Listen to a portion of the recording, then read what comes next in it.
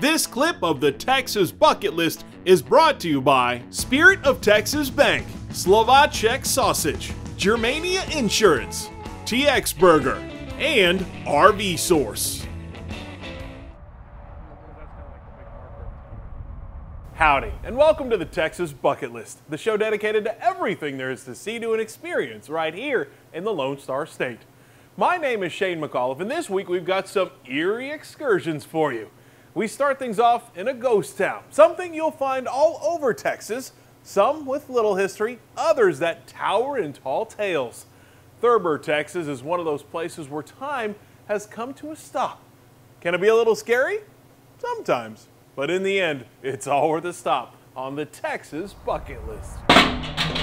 If you've ever driven down Interstate 20, chances are you've seen this massive smokestack rising to the sky. The fires that used to fill this former modern marvel helped power a town that's no longer there. We're at the location of the historic ghost town of Thurber, Texas.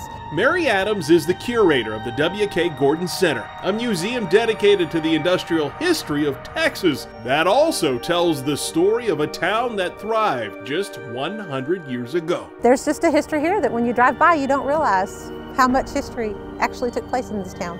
It all started in the 1880s when Thurber was established by the Texas and Pacific Coal Company. Every saloon, church, outhouse, and horse barn was owned by the company, and workers came from all over the world to mine coal in the thriving town. There were 15 to 18 different immigrant groups living in this location together happily in the early 1900s. By the turn of the century, the town started to make world-famous Thurber bricks that can still be found today. The bricks are in locations as far away as Bisbee, Arizona that we know for sure. Their Fort Worth stockyards are still paved with Thurber bricks. There are Thurber bricks still being driven on in towns like Lubbock and Stephenville and Gordon and Strawn today. They're over 100 years old. It wasn't long till Thurber was the biggest town between Fort Worth and El Paso, with a population around 10,000. It was one of the very first cities in the United States with electricity in every home, running water, and natural gas. But the nearby discovery of oil would lead to the town's demise. The economy of things started changing. Oil becomes a cheaper method to fuel the boilers on the steam engines. Oil becomes a cheaper paving method. And just slowly but surely things are converting to a petroleum and oil based, and there's not as much demand for coal and brick. The coal mine was shut down in the 1920s. The brick plant followed in 1932. The newly formed Texas and Pacific Coal and Oil Company moved its headquarters to Fort Worth and sold off its town piece by piece. They salvaged it is the best way I can explain it. They began to sell the houses. They pretty much told everyone they had to leave. We know of one house as far away as Odessa that is still standing and being lived in today. We know of several houses in the Stephenville area, Strawn area, and other areas that the houses exist today. Only a few traces of Thurber remain. The smokestack, built in 1908, is the grandest example, but coming across the footprints of former buildings really gives you a sense of the town's size and scope.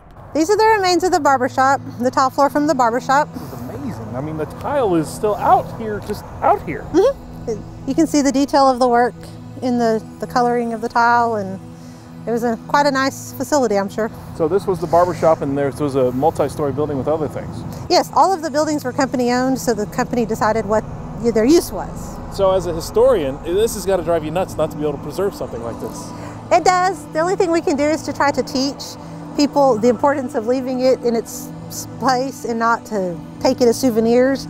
But it's hard to not want to protect it, and all we can do is teach people. Most of the teaching is done at the W.K. Gordon Center, across the highway from Thurber's giant smokestack. But exploring the grounds which Thurber thrived brings the story to life, even in places where those who built this town have gone to rest. Families were allowed to bury their dead in where they wanted, or in the manner they wanted. So you have different cultures represented by the fencing around the graves or the decorations on the graves. Some of the families have come back and put more modern headstones. Some of the headstones are original headstones. You see all the different economic and cultural differences here in the cemetery.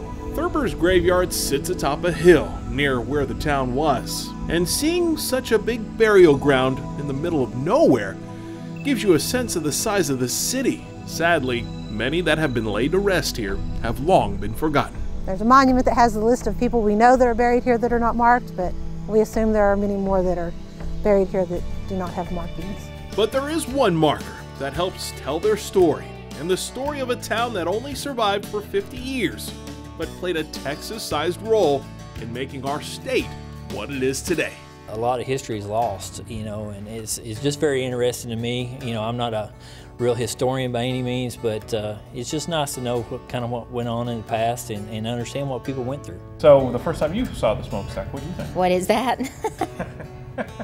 What the heck? Hopefully it stands for a long time. It's been there for a lot of years. It's kind of, people I say, you know where Thurber is? They go, no. And I said, do you know where the smokestack on the side of I-20 is? Yes. You don't ever know what area is made of until you can see some of the history and where, you know, where it's come from, you know, how it was built up and then its demise. Bricks from one end of Texas to the other, and coal that fired the Texas Pacific Railway as it crossed Texas going into El Paso and on to California. All came from here in Thurber.